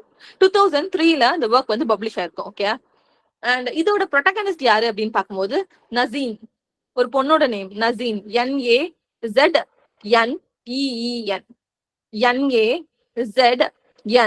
NAZNEEN. இந்த நசீன் அப்படின்ற பொண்ணு தான் ப்ரொட்டகனிஸ்ட் பிரிக் லைன்ல. ஓகே 2003ல இந்த ஒர்க் வந்து பப்ளிஷ் ஆயிருக்கு. நசீன் இவங்க வந்து ஒரு பங்களாதேஷி உமன். எப்படி நம்ம மோனிகா அலிக்கு வந்து பிறந்த இடம் பங்களாதேஷியோ, அதே மாதிரியே இந்த நசீன் அப்படின்ற இந்த வர ஃபிக்ஷனல் கேரக்டருக்கும் பார்ன் ஆன இடம் வந்து பங்களாதேஷி உமன். ஓகே அவங்களுக்கு வந்து 17 வயசு தான் இருக்கும். 17 years old. அண்ட் அவங்கள வந்து யாருக்கு மேரேஜ் பண்ணி வச்சிருவாங்க, அரேஞ்ச் மேரேஜ் அப்படின்ற பேர் வழியில 42-year-old சனு அஹ்மத் அப்படின்ற ஒரு பர்சனுக்கு வந்து மேரேஜ் பண்ணி வச்சிருவாங்க. Chanu, CHANU, Chanu Ahmed, AHMED, Ahmed. So Nazneen அப்படின்ற 17 வயசு பொண்ண 42 வயசு ஓல்டான சனு அஹ்மத்துக்கு வந்து மேரேஜ் பண்ணி வச்சிருவாங்க. அந்த சனு அஹ்மத்துக்கு ஒர்க் எங்க அப்படின்னு பார்த்தா லண்டன்ல. சோ பங்களாதேஷ்ல வந்து இந்த நசீன் அப்படின்ற பொண்ணு லண்டனுக்கு அவ ஹஸ்பண்ட் கூட ஷிஃப்ட் ஆகுற மாதிரி ஆயிரும். அவளுக்கு அவங்க அப்பா அம்மா, அவளோட தங்கச்சி ஹசீனா, அவளோட சிஸ்டரோட நேம் வந்து ஹசீனா, HASINA, இவங்க எல்லாத்தையும் பின்னாடி விட்டுட்டு வரதுக்கு இஷ்டமே இல்ல. பின்னாடி இந்த சென்ஸ் பங்களாதேஷ்ல விட்டுட்டு லண்டன் போறதுக்கு சுத்தமா இஷ்டமே இல்ல. பட் ஸ்டில் கல்யாணம் ஆயிடுச்சு, ஹஸ்பண்ட் கூட நம்ம போய் தான் ஆகணும் அப்படின்றதுக்காக she just gone to London. Okay அங்க போனதுக்கு அப்புறம் அவங்க 2 பேத்துக்கும் 2 குழந்தைங்க பிறகுது, ஒரு 2 daughters. அதுல ஒருத்தவங்களோட பேர் வந்து பிபி. 2 குழந்தைங்கன்னு சொன்னல, அந்த ஒரு குழந்தையோட பேர் வந்து பிபி, பிபி. அண்ட் செகண்ட் பேபியோட நேம் வந்து ருக்ஷானா. செகண்ட் பேபியோட நேம் வந்து ருக்ஷானா, RUKSHANA, ருக்ஷானா. சோ இவங்க இந்த 2 குழந்தைங்க பிறக்குது. யாருக்கெல்லாம்னா நசீமுக்கும் அண்ட் சன் அகமத்துக்கும் 2 குழந்தை பிறக்குறாங்க. 2மே கேர்ள் பேபி. ஓகேவா இப்போ 2 குழந்தை பிறந்துச்சு, எல்லாம் ஸ்கூல் போக ஆரம்பிச்சிருச்சு. அண்ட் இவங்களுக்கு வந்து வெளியே போக முடியல, பிகாஸ் இவங்களுக்கு இங்கிலீஷ் ப்ராப்பரா பேச தெரியல. அதனால வெளியில போய் யாரு கூடயும் சோஷியலைஸ் ஆகவே முடியல. அப்போ ட்ராப் ஆன மாதிரி இருக்கு. ஒரு 4 வால்குள்ளேயே இருந்துட்டு சமைச்சிட்டு கவுத்திட்டு தூங்கிட்டு இதே வேலையை அந்த 4 வால்குள்ள ரிப்பீட்டடா பார்த்த மாதிரியே இருக்கு. அவங்களோட பிளாட்டோட நேம் என்ன அப்படின்னா டவர் ஹேம்லெட். வித்தியாசமா இருந்துச்சுன்றதுக்காக எடுத்துக்கிட்டேன். அங்க வந்து ஹஸ்பண்ட் அண்ட் ஒய்ஃப் அந்த 2 குழந்தைங்க இருக்கிறோட டவர், அந்த பிளாட்டோட நேம் என்ன அப்படின்னா tower Hamlet, HAMLET, tower Hamlet. ஓகேவா சரி 4 வால்குள்ள இருந்த பிறகு கூட ஹஸ்பண்ட் வந்த பிறகு அவராது கொஞ்சம் லவ் காட்டுவாருன்னு பார்த்தா அவனும் எதுவுமே காட்ட மாட்டான். அவன் வேலை உண்டு நான் வாட்டுக்கு இருப்பான். சோ இவளுக்கு இந்த லைஃப் சுத்தமா பிடிக்கவே பிடிக்காது. திடீர்னு என்ன ஆயிரும் அப்படின்னு சொன்னா, ஒரு நாளுக்கு சனு அகமத்தோட பிசினஸ் வந்து டோட்டலா லாஸ் ஆயிரும். டோட்டலா லாஸ் ஆனதுக்கு அப்புறம் அவனால வேலைக்கு போக முடியாது. அப்போ என்ன ஆயிரும், இவாதான் வேலைக்கு போற மாதிரி ஆயிரும், இவாதான் ஹஸ்பண்டுக்கு கை கொடுக்குற மாதிரி ஆயிரும். அப்போ இவளுக்கு ஒரே ஒரு ஸ்வீவிங் தெரியும்ல, தைக்கிறது, அந்த தொழில் மட்டும் இவளுக்கு தெரியும். அதனால அதை வச்சு அவ வந்து ஒரு ஸ்டார்ட் அப் மாதிரி ஆரம்பிப்பா. அந்த ஸ்டார்ட் அப்க்கு ஒரு பர்சன் வந்து கிளாத் சப்ளை பண்ணுவாங்க. பிகாஸ் துணி தைக்கிறதுனா துணி வாங்கணும்ல, வெளியே இருந்து டோட்டல் பல்கா வாங்குவாங்கல்ல. அந்த மாதிரி பல்கா ஒருத்தன் வந்து நம்ம நசீனுக்கு வந்து சப்ளை பண்றான். அந்த சிச்சுவேஷன் ரீசனால அவ வந்து ஒர்க்குக்கு போறா. அங்க போய் ஸ்டிச்சிங் ஸ்டார்ட் பண்றதுனால நிறைய கிளாத் வந்து வாங்குறா. அந்த கிளாத் சப்ளை பண்ற பர்சனோட நேம் என்ன அப்படின்னா கரீம், KARAM, கரீம். சோ ஆட்டோமேட்டிக்கா என்ன ஆயிருது அப்படின்னு சொன்னா, அவ ஹபி கிட்ட இருந்து கிடைக்காத லவ் வந்து கரீம் கிட்ட இருந்து அவளுக்கு கிடைக்குது, நசீனுக்கு. ஓகேவா அப்போ ஆட்டோமேட்டிக்கா அவன் வந்து என்ன ஆகுறா, நசீன் வந்து கரீமுக்கு வந்து ஃபாலோ ஆகுறா. ஆனா அவன் கூட அட்ராக்ட் ஆகுறா. பட் பிடிச்சிருக்கு, பட் அதை ஓப்பனா சொல்லவும் முடியல, 2 பேரால ஒத்துக்கவும் முடியல. இப்போ அவ சூஸ் பண்ணணும் என்ன அப்படின்னு சொன்னா, நடுல ஒரு பிரிக் லேன் இருக்கு, அவ லைஃப் தான் நினைக்கிறா. ஓகே நடுவுல ஒரு பிரிக் லைன் இருக்கு. இந்த பிரிக் இந்த சென்ஸ் செங்கலால கட்டப்பட்ட ஒரு லைன். ஓகே, அந்த பிரிக் லைன் கூட வாழ்க்கை டோட்டலா ஹஸ்பண்ட் கூட பிடிக்காத ஒரு லவ் லைஃப்குள்ள ஹஸ்பண்ட் கூட முடிக்க போறாளா, இல்ல இந்த பிரிக் லைனை தாண்டி வெளியே போய் அவளுக்கு பிடிச்ச ஒரு பர்சனை மேரேஜ் பண்ணிட்டு அவளுக்கு பிடிச்ச லைஃப் வந்து வாழ போறாளா அப்படின்ற ஒரு டேர்னிங் பாயிண்ட் அவள் லைஃப்ல வந்து வருது. இப்ப அவ யாரை சூஸ் பண்ண போறா? ஒன்னு ஹஸ்பண்ட் சனு அகமத்தையா, இல்ல அவ இப்ப லவ் பண்ணிட்டு இருக்கால கரீம் அப்படின்னு ஒரு பர்சனை. இந்த ரெண்டு பேர்ல யாரை சூஸ் பண்ண போறா அப்படின்ற ஒரு சிச்சுவேஷன்ல அவளுக்கு கொண்டு வந்து விடுது. அப்ப அவளுக்கு என்ன பண்ணன்னு தெரியாதப்ப அவ என்ன பண்றா, இல்ல ஆல்ரெடி 2 டாட்டர்ஸ் இருக்காங்க, எல்லாரும் இருக்காங்க, நான் ஹஸ்பண்ட் கிட்டே போறேன்னு சொல்லிட்டு அந்த பிரிக் லைனே அவ சூஸ் பண்ணி அகைன் வீட்டுக்குள்ளே வந்துடுறா. ஹஸ்பண்ட் கூட நான் இருந்துக்கிறேன் அப்படின்னு சொல்லிட்டு அதுல இருந்து கரீம் அப்படியே மறந்துடுறா, பேசுற ஸ்டாப் பண்றா, அந்த அஃபேர் டோட்டலா கட்டும் ஆயிருது. அப்புறம் ஹஸ்பண்ட் கூட வீட்டுக்கு வந்துடுறா. வீட்டுல தான் அவ டோட்டலா ஆஸ் யூசுவல் ரொட்டீன் வந்து பாக்குறா. அவளோட டாட்டர்ஸ் எல்லாம் வளர்ந்துடுறாங்க. வளர்ந்ததுக்கு அப்புறம் அவங்க வந்து எங்க எடுத்துட்டு போறாங்க அப்படின்னு சொன்னா ஐஸ் ஸ்கேட்டிங் வந்து எடுத்துட்டு போறாங்க. அந்த நசீம் அந்த அம்மா தானே, அம்மாக்கு வந்து அந்த நசீம்க்கு வந்து என்ன பிடிச்சிருக்கு, என்ன பிடிக்கும் அப்படின்னு சொன்னா ஐஸ் ஸ்கேட்டிங் வந்து ரொம்ப பிடிக்கும். லண்டன் வந்ததுல இருந்தே ஐஸ் ஸ்கேட்டிங் போகணும்னு அவளுக்கு ஆசை. ஆனா ஹஸ்பண்ட் சனு அகமத் வந்து எடுத்துட்டே போயிருக்க மாட்டான். இதுல இருந்து என்ன காட்டுறாங்க அப்படின்னு சொன்னா, அந்த 2 குழந்தைகளும் வளர்ந்ததுக்கு அப்புறம் அவங்க அம்மாக்கு என்ன பிடிக்கும் அப்படின்ற ஸ்பேஸ் வந்து அவங்களுக்கு கொடுக்குறாங்க. இப்பவாது even after 40 or 45 she is leading her own life. இப்பவாது அவளுக்கு பிடிச்ச விஷயத்தை அவ பண்றா. பிகாஸ் அவ பிடிச்ச விஷயம் இன்பிட்வீன்ல வந்துச்சு. கரீமை சூஸ் பண்ணிருக்கலாம், பட் அவ அதை பண்ணல. அவங்களோட டாட்டர்ஸ்க்காகவும் அவளோட ஹஸ்பண்ட்காகவும் she just get back to the brick lane. வந்ததுக்கு அப்புறம் கூட இப்ப அவளுக்கு பிடிச்ச விஷயத்த அவ டாட்டர்ஸ் வெளியே அவளை கூட்டிட்டு போறாங்க, வெளியே எக்ஸ்ப்ளோர் பண்ண வைக்கிறாங்க அப்படின்ற மாதிரி இந்த தீம் வந்து எண்ட் ஆகுது. இது கிளியரா? Clear. ஓகே மேம், லைன்ல இருக்காங்களா?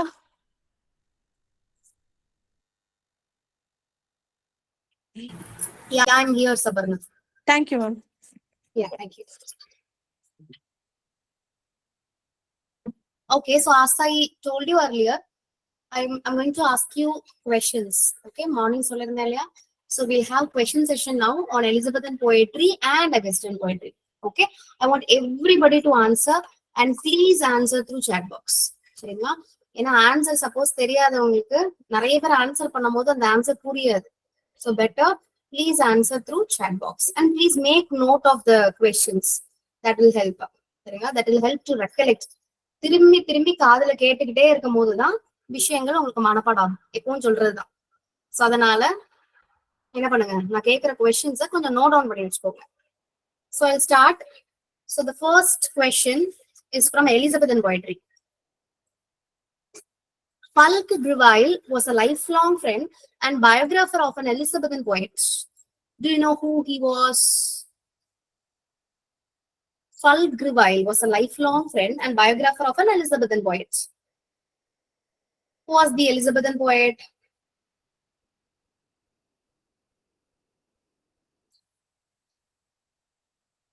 What happened? Philip Sidney. Okay, the answer is Philip Sidney. Next question. When was Sidney's folio appeared? You know, Spencer-oda works எல்லாமே compile பண்ணி அது ஒரு folio, Shakespeare's-oda work எல்லாமே compile பண்ணி ஒரு folio publish ஆயிருக்கும். So similarly, Sidney's folio appeared in not Spencer, Sidney. 1598. Okay, 1598. Okay, tell me Spencer's folio then. Spencer folio எப்போ வந்திருக்கும்? Good. 1611. Now, how many songs and sonnets are there in Astrophel and Stella? Good, good. How many songs and sonnets are there in Sidney's Astrophel and Stella?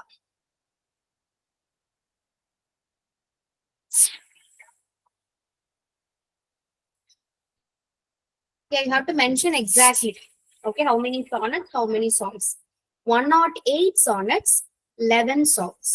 Okay, 108 sonnets and 11 songs. Can you tell me for whom the poem Astrophel and Stella was addressed towards? Astrophel and Stella addressed to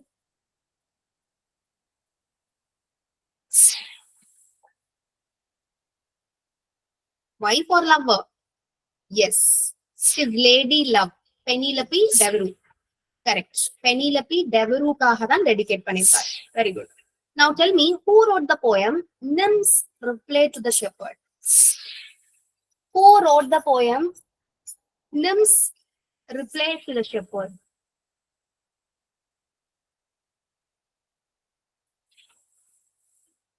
Christopher Marlowe கிடையாது. Christopher மார்லவ் என்ன எழுதியிருப்பாரு? Passionate Shepherd எழுதியிருப்பாரு. You know, Passionate Shepherd Christopher Marlowe எழுதினதுக்கு தான் இந்த poem வந்து ரிப்ளையா இருந்திருக்கும். Nymph's reply to the shepherd அப்படின்னு சொல்லிட்டு. Very good. Sir Walter Raleigh. Not Walter Scott, Sir Walter Raleigh. Now tell me, Philoclea, Pamela, Gynecia are the characters appears in? I'll give you a clue. Sydney oda ஒரு workல தான் இவங்க appear ஆவாங்க. Philoclea, Pamela, Gynecia. Very good, great. Arcadia. Okay, Arcadia, 1580 publication. Now tell me, who wrote the Art of English Poesy? Who wrote the Art of English Poesy?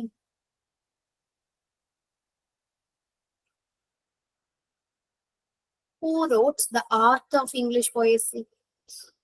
You know, Elizabethan criticism is a separate topic we are supposed to see. அதுல நீங்க வந்து இந்த மாதிரி textual works நீங்க பார்க்கணும். Yeah, George Puttenham. Correct. George Puttenham wrote the Art of English Poesy. Publication வந்து 1589. 1 year after Spanish Armada. Remember, Spanish Armada 1588. So 1589 la George Puttenham oda The Art of English Poesy. Now tell me, how many eclogues are there in Shepherd's Calendar? Spencer oda Shepherd's Calendar la. How many eclogues are there? 12. Eclogues nale 12 da. Okay, eclogues 12. 1579 publication. Spencer oda Shepherd's Calendar was published in 1579. Okay, tell me the other title of Prosperpoia. Can you tell me the title of Spencer's Prosperpoia? Another title.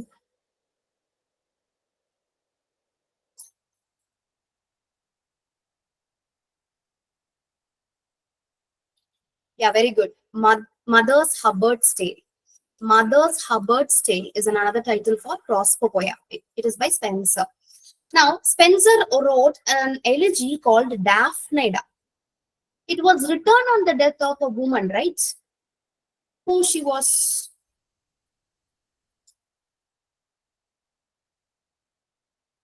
Very good. Lady Hubbard. Lady Hubbard. Daphnida was an elegy written for Lady Hubbard. Can you tell me the one-act play A View with the Bridge is written by? A View with the Bridge. It is an one-act play written by American playwrights.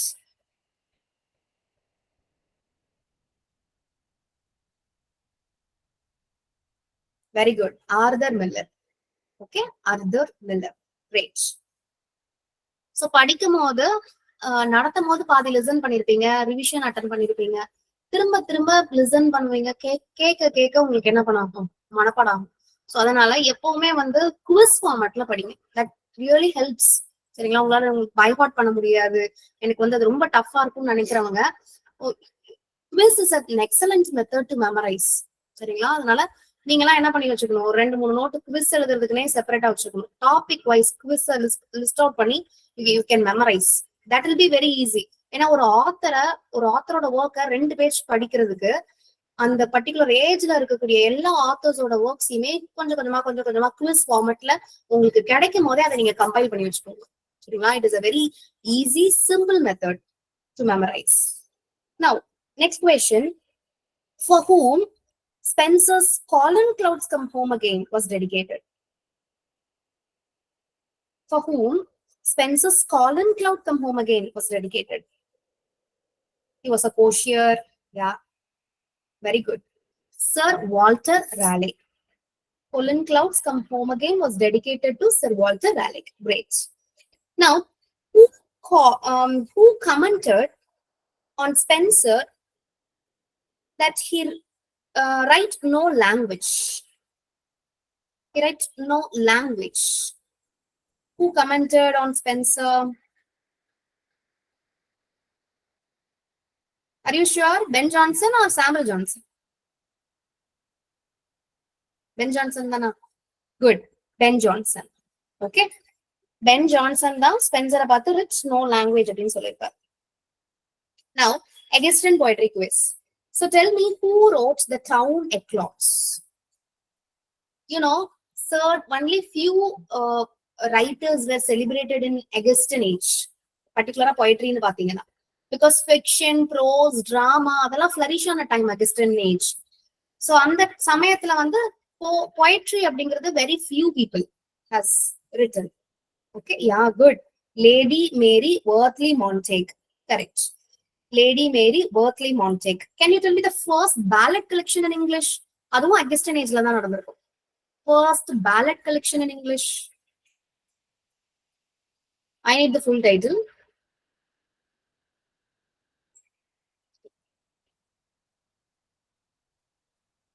Very good. Relics of Ancient English Poetry, 1765 year old போட்டிருக்காங்க பாருங்க. Good. Relics of Ancient English Poetry. It is the first ballad collection in English literature. 1765 publication by Thomas Percy. Thomas Bishop Percy or Thomas Percy. Correct. Now, listen to the comment carefully. If Pope be not a poet, where is poetry to be found? I repeat, if Pope be not a poet, where is poetry to be found? Who says this? Pope பார்த்து இந்த comment கொடுத்தது யாரு?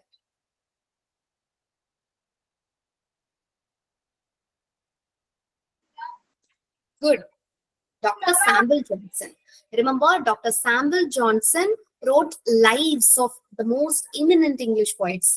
Consist of 52 lives, right? 52 poets பத்தி பேசியிருப்பாரு இல்லையா?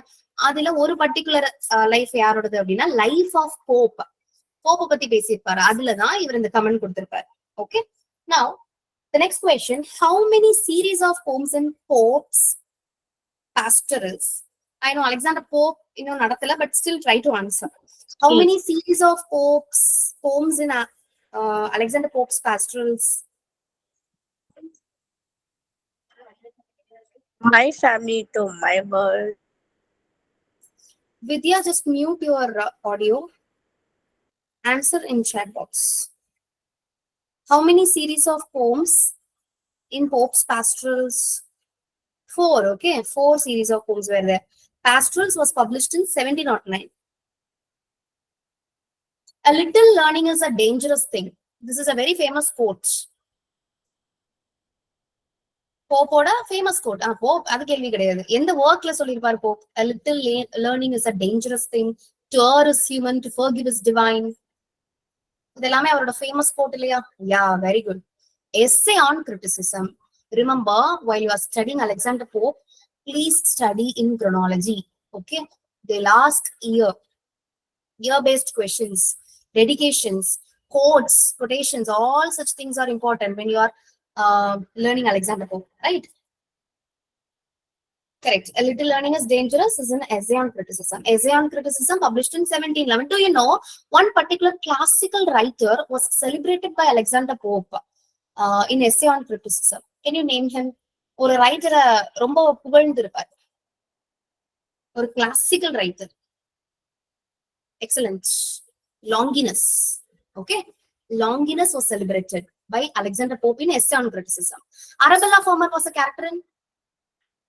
That's why I took easy questions. Pope நடத்தல, but you know these questions because இதெல்லாமே உங்களுக்கு வந்து college லெவல்ல பிரெஸ்கிரைப் பண்ண ஒர்க் தான். Yeah. Arabella Fermor is a character in A Rape of the Lock. So what is the meaning of rape here? What is the meaning of rape here? Yeah, theft. Okay, இல்லனா கட்ஸ்ன்னு சொல்லலாம். Theft is more apt.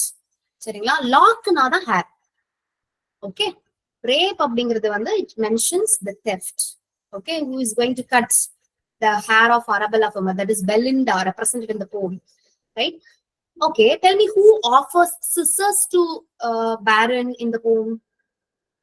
We know that ரொம்ப ஒரு சிலியான விஷயத்துக்கு தான் இந்த போமே எழுதியிருப்பாங்க. சரிங்களா?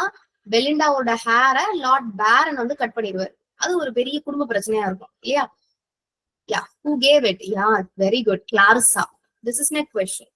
Clarissa gave it. Tell me when Samuel Johnson's poem London published? When was Johnson's poem London was published? 1738. Good. Can you tell me the speaker in the poem? Who was the speaker in the poem? London. Can you name the speaker?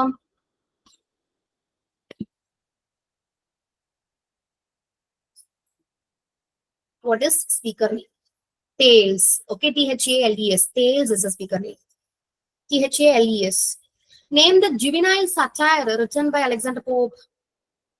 Sorry, Samuel Johnson. I'm sorry. Samuel Johnson எழுதின juvenile satire. Good. Vanity of Human Wishes. 1749 publication. Vanity of Human Wishes. Very good. Can you tell me the name of an Augustan poetess who was praised by Virginia Woolf in her Rooms of One's Own? You know, Rooms of One's Own is a very famous text written by Virginia Woolf, right? Good, good. Anne Finch. Very good. Anne Finch. I'm sorry. Next. Can you tell me the time period of Queen Anne? What is the time period of Queen Anne? Augustan age or the beginning la Queen Anne or the time period. Yeah, good. 1704 la irundhu 1714. Okay. Remember 1704 la irundhu 1707 variki she's a Queen of England. She was represented as a Queen of England. But Act of Union was passed in certain year. Clear? When was the Act of Union passed? When was the Act of Union passed? Correct. 1707. Where England, Scotland, Ireland were united. Right? So அதனால great Britain அப்படின்னு அதை மொத்தமா கூப்பிட ஆரம்பிச்சாங்க. So 1707 இருந்துதான் great Britain ஆகுது.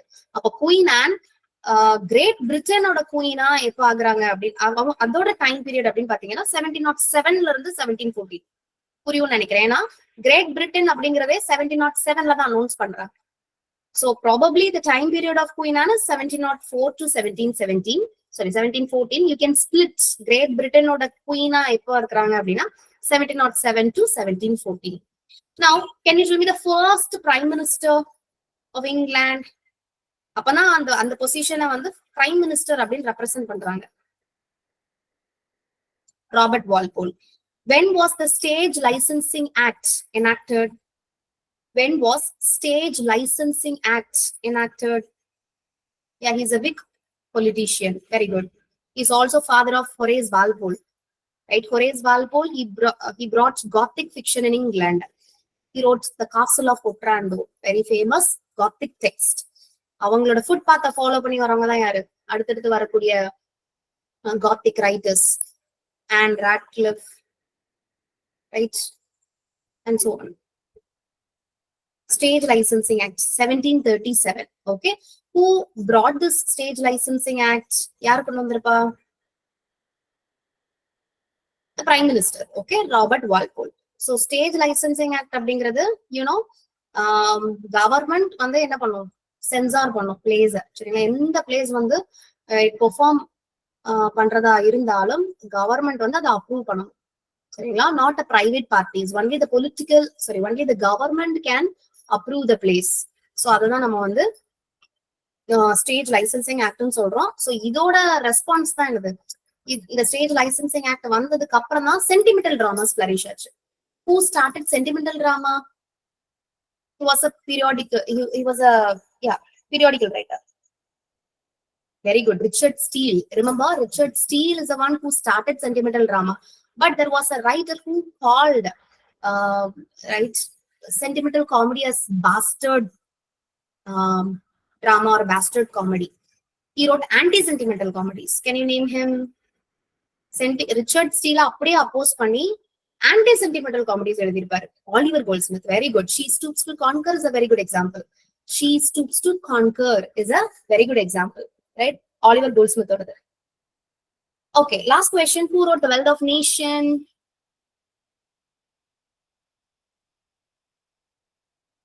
Who wrote The Wealth of Nation? Yeah, very good. A very influential economical text. Okay, Adam Smith oda The Wealth of Nation. Great. 1776 publication. Correct. Okay, good. எல்லாரும் நல்லா படிச்சிருக்கீங்க. So happy with your answers. Keep it up. So tomorrow we'll have restoration poetry, I guess. உங்களுக்கு காலையில morning revision என்னவோ அந்த topic, evening questions கேட்பேன். Okay, thank you guys. See you tomorrow. Thank you, ma'am. Thank you, ma'am.